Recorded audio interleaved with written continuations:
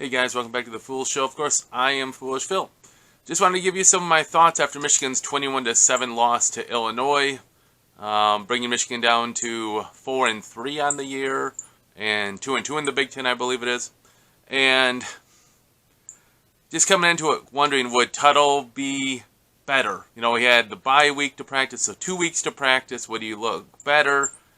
You know, how would the offense look? Would they still have some creativity with Edwards and Mullins out there at the same time? And, you know, how is the defense going to respond? Is Wink Martindale going to go crazy and start blitzing again and having busts on the defense or play more vanilla? This game gave some answers and left a lot more scratching the head. So, Michigan went the full way with Tuttle. I believe the CBS broadcast mentioned Orji was injured. I don't know if he traveled with the team or not, but so he wasn't there, and apparently Davis Warren wasn't an option. But the turnover bug continued to crush Michigan, and it's like kicking a dead horse. Michigan loses the turnover battle again 3-0 in this game. Tuttle with a pick and a fumble, and a second pick that got overturned because of a penalty. And Donovan Edwards fumbled again. So 3 turnovers to 0. That led to 10 points for Illinois. And not only does it lead to 10 points for Illinois, it deflates the team, Michigan, obviously. And it also takes away your own chances to score.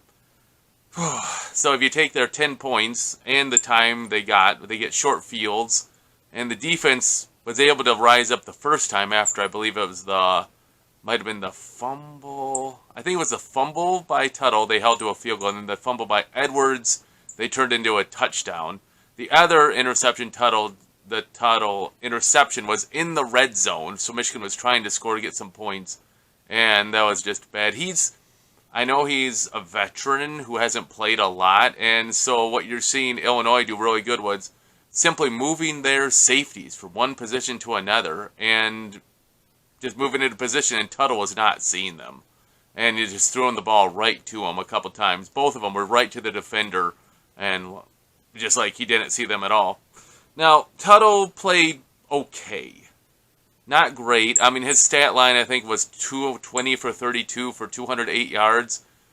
Be fair, there was some, last-minute play there. I think they got a couple first downs when Illinois was just playing, super prevent. They got maybe 30, 40 yards there. So you got to take that for what it's worth.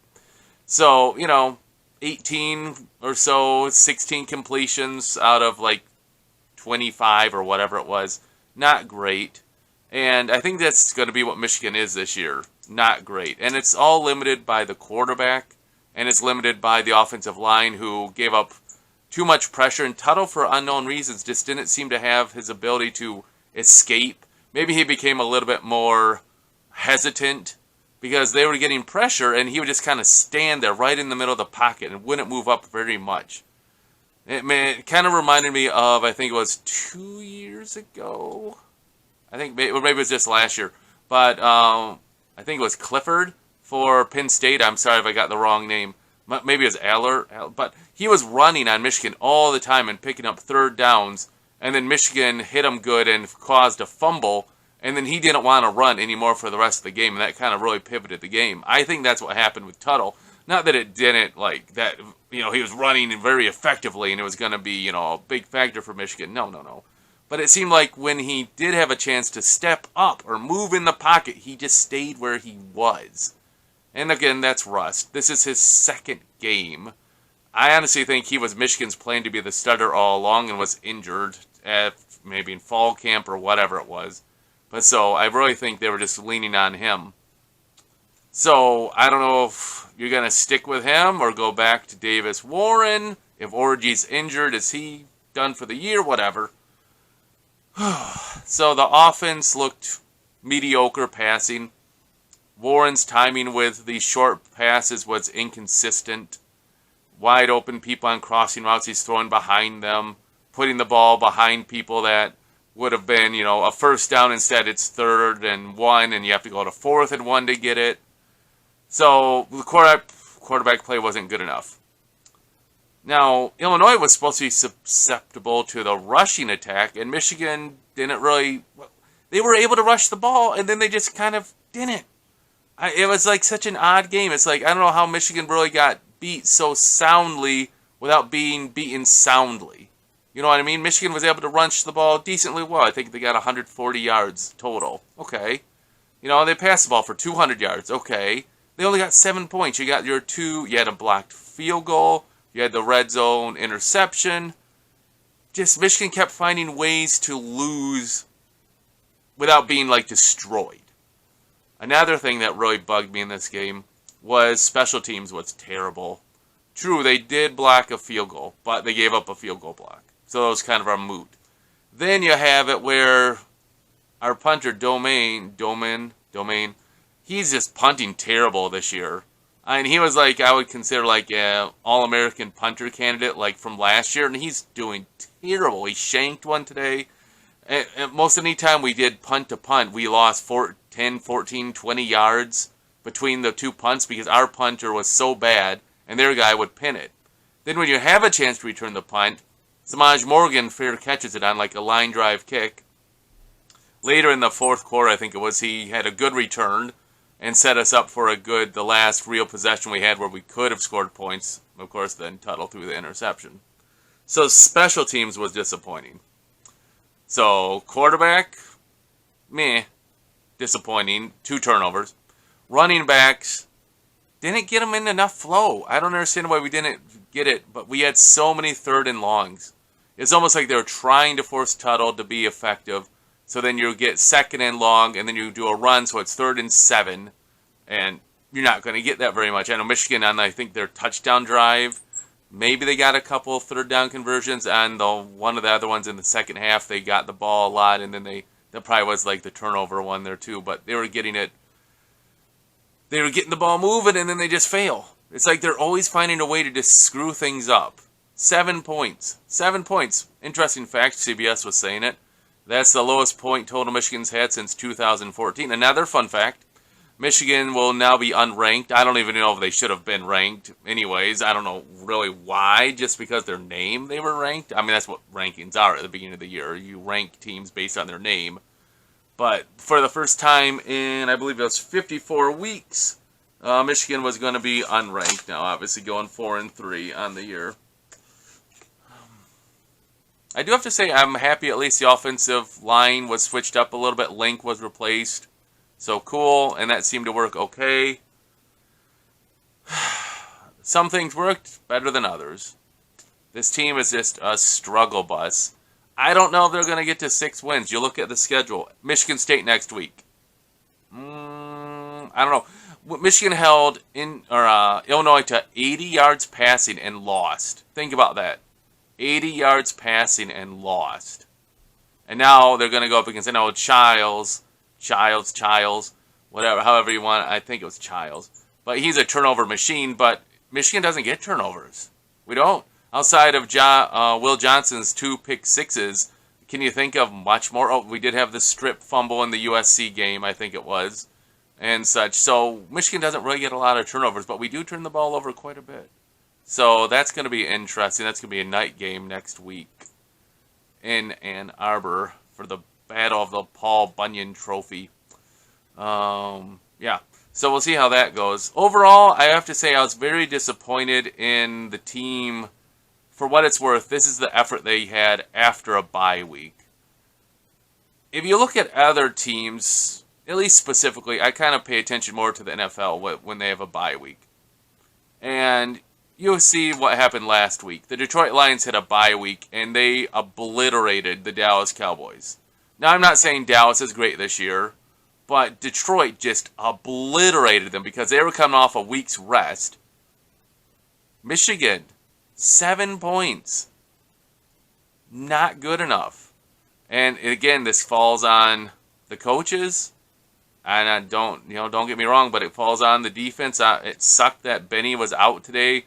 I think I've read that he might be out for the year. So there goes your defensive line.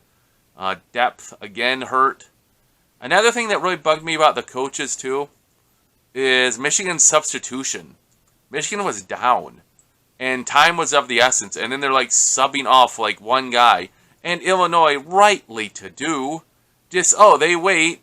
And then they sub someone off. And it's probably like a guy from far all the way across the field. So it takes a long time. Michigan had to burn a timeout in the first half on that one. The second half with time was important. Michigan was losing 10, 15 seconds every time they did that. It should be a hurry-up offense. It shouldn't be, oh, we're going to sub like one player here. No, have some urgency. I didn't think Michigan was going to win. I do these little football pick'ems on CBS Sports, and I picked Michigan to lose, honestly. I don't know how people think Michigan's really good. What on Michigan is really good? Okay, they have Will Johnson. Okay. He got injured, nicked up. He didn't play a ton. You got Mason Graham, Kenneth Grant in the middle. Josiah Stewart, Derek Moore on the edge. Okay. Just go tempo. Get those guys tired. They're on the sideline and then go tempo, and they can't get back on. It's perfect strategy. Their secondary's meh. Just don't throw out Will Johnson is a great strategy. Michigan picked up, I think, 3 or 4 defensive pass interference penalties in the game. And we're not staying with the wide receivers, at least in the first half. The second half, Illinois didn't even have to pass. They were just running the ball on Michigan like nothing. I got to give kudos to Illinois. That fake punt was a perfectly timed fake punt. You thought you were going to get into a defensive slog or something. The second half, it was 13-7. That fake punt completely shifted the momentum to Illinois. So kudos on that. That was a great call. It worked perfectly. There was no one there. I mean, it was great. That was just a wonderful call. Great execution. Again, looks at Michigan as being kind of like unprepared. Unprepared. I know CBS mentioned it a few times that that Illinois was saying you have to practice. You got to prepare to beat a team like Michigan for 365 days a year, not 1 week. You know, preparing the week before. Well, if that's the case, Illinois did it. Michigan didn't. Michigan's still a mystery. I don't even know how good of a team they are. They have a good running back, a mediocre offensive line, a mediocre quarterback, a good tight end, mediocre wide receivers, a good defensive line, and iffy secondary. Terrible special teams this year outside of Zavada kicking good field goals, but he gets one blocked today because of a bad snap low kick. It was only like a 28-yarder. Like, poof that thing, man. But whoop-de-doo, it would have been 10 points instead of 7. It's like Michigan's offense was just non-existent. It's not good enough. 7 points is not good enough. Oh, like I said, I'm not surprised they lost. Just kind of a little vent here. But what about this team makes you think they're going to be better next week?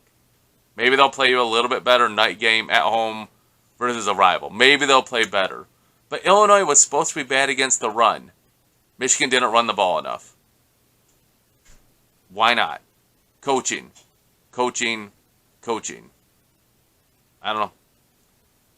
It's going to be a tough year. I don't know how many of these coaches are going to come back next year. The only one I guess, personally, I want to have come back is Kirk Campbell. And you're like, why, Phil? He's like, like the offensive coordinator, which is not a great offense. I get it. But you know what? If we can keep our quarterback recruits in, then that helps because you actually will have quarterbacks that can throw the ball. I would not mind seeing Jaden Davis get some play. I know he's supposedly just going to redshirt this year. He hasn't been in a game yet. We have 5 games left. He could play in 4 of those games and still keep his red shirt. What do you got to lose? You know what I mean? Michigan has... I don't even know if they're going to make a bowl game. Maybe they beat Northwestern. That's 1 game. So then somewhere along the line, they got to rise up and beat someone else. So if you look at it, our 2 chances to win, I'd say Northwestern. Indiana's just a Goliath all of a sudden, beat in Nebraska 56-7, I think it was. So Michigan's getting toasted by them. Ohio State's going to toast us. Oregon is going to toast us. So Michigan State, you've got to win your Michigan State game, or else you're not going to a bowl game. Yeah, that's great. You know what happens when I think about these things? I remember Michigan last year. How good they were. They went on to win the national title. Yeah, this year sucks. You lose also your head coach, your defensive coordinator, so many coaches. I think 3 coaches came back. Moore, Campbell, and then the offensive line, Newsome, I think it is. I think that's it. 3 coaches came back. Everyone else is kind of trying to figure things out, and it's not going great. Oh, man. Oh, this is going to be bad. Just beat Michigan State. Hopefully beat your rival there. It's a total rebuilding year. See what happens. Hey, guys. If you watched this video, thanks so much. It was a dreary game to watch for Michigan. A lot of meh. If you have any comments, put them in the box below. I'll try to respond as I'm able to. Until I see you guys next time, as always, hey, basketball season's coming up. Maybe, right? Dusty May's got some juice going there, right?